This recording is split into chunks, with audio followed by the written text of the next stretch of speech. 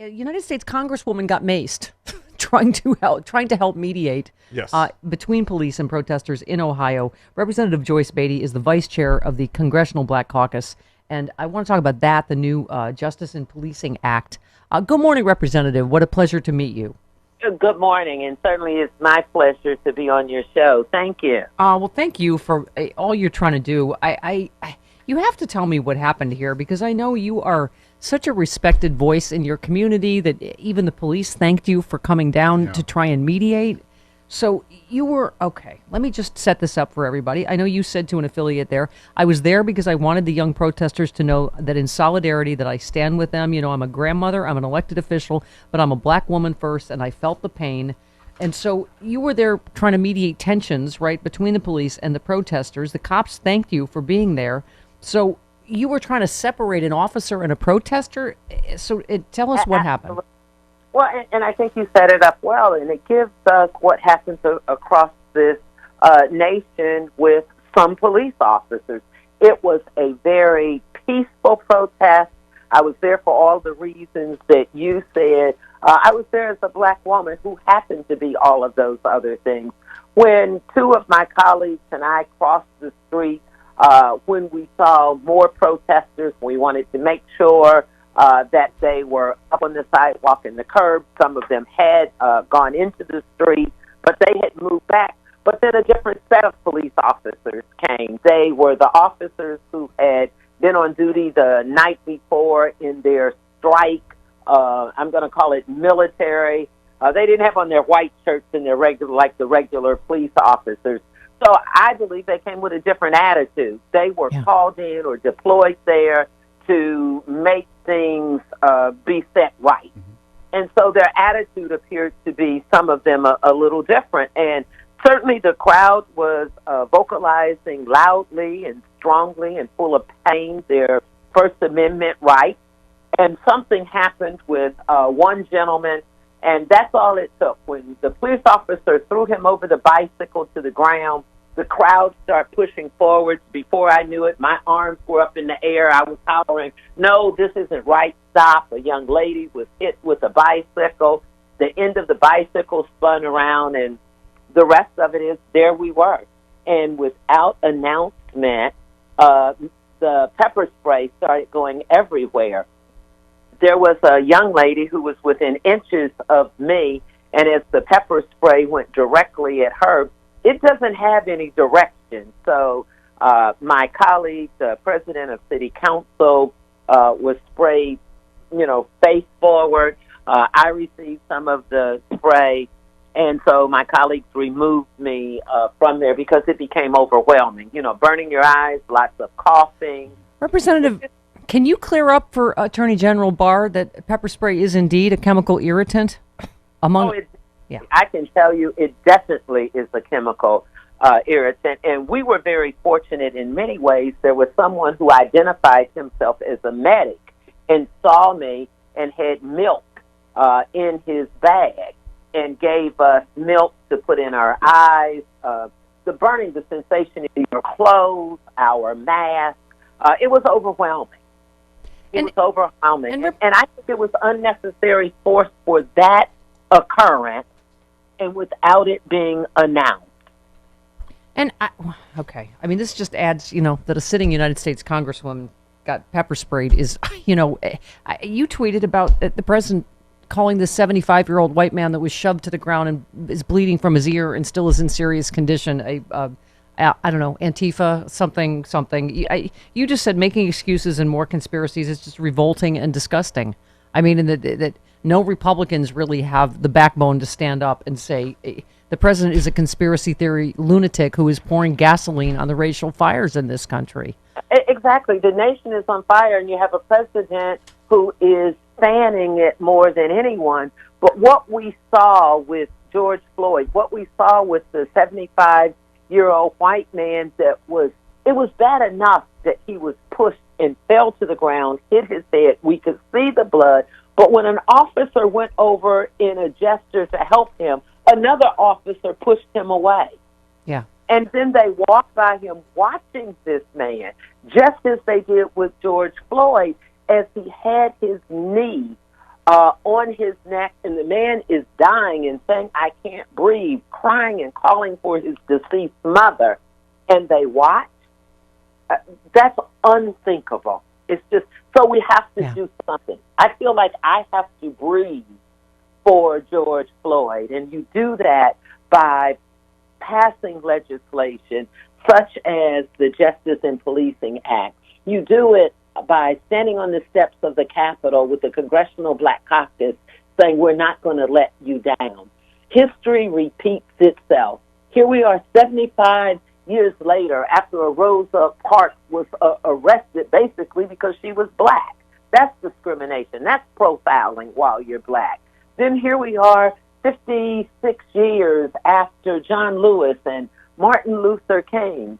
So here we are at this moment in time, and it is going to be different, Stephanie. We will be passing legislation. We will be making sure that police departments across this country change their protocol, have more training, not be able to do the no-knock warrants. We're going to ban the chokehold. You know, you mentioned that. I think just as a human being, that's what resonated so much around the country. Him calling out for his mother. Somebody said that was a call to all mothers everywhere. Absolutely. You know, that was go ahead. No, go ahead, Congresswoman. Sorry. I think that is your rage or the motherly instinct, or as my mother said, we have mother wit, that you just naturally go into a protective mode, and it doesn't matter what can happen to you when you're fighting for others. And that's what I felt like being down there, that I had a role to stand with the people and to, push back and say, "No, stop, this isn't right." Trying to at least speak up.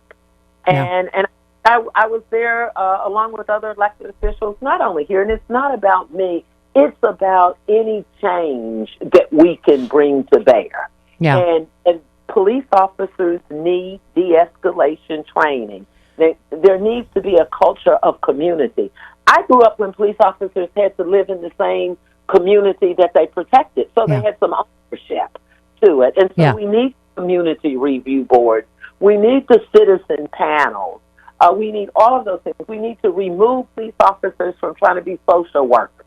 Well, thank you. There's things that, they probably shouldn't and don't want to be involved in necessarily, right? Mental health issues and homelessness and opioid crisis and, just the way we're handling a lot of this. So where do you come down on this defund the police thing? Because obviously Joe Biden said he is not for it. I think the polling showing only 16% of Americans, because of course the wording of it sounds radical.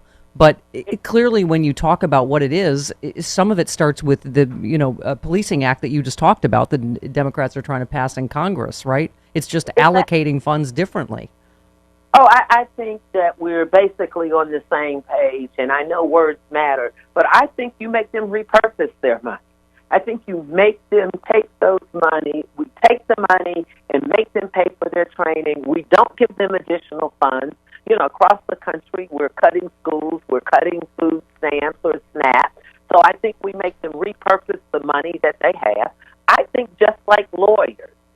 My husband is an attorney, and he's a scholarly attorney, but he has to go get trained every year. He can't just say, because I have a law degree, I don't have to go back and receive training. So I think police officers must be required to have continuing education credits, or they lose their right to be a police officer. They have to take it, they have to pass it, and if not, they can no longer be a police officer. Congresswoman, I was saying how all of these tragedies have sort of, kind of melded into one. As we know, George Floyd survived coronavirus to be killed by a policeman. Breonna Taylor was an EMT, one of the heroes helping us fight COVID, which of course is hugely disproportionately taking black lives. You tweeted COVID-19 cases are increasing again and Americans are demanding justice, but apparently poll numbers are his top priority. Trump is obviously handling both of these things disastrously, but this is really concerning. What's happening with coronavirus on top of all the rest of this, and I'm really afraid, aren't you, of what's going to happen in 2 weeks? The wave we're going to see after these very justifiable protests. Oh, absolutely. We have found that people at the protest have tested positively. And here's another thing. While we're doing great things in many communities, like my community here, they're announcing today more community testing.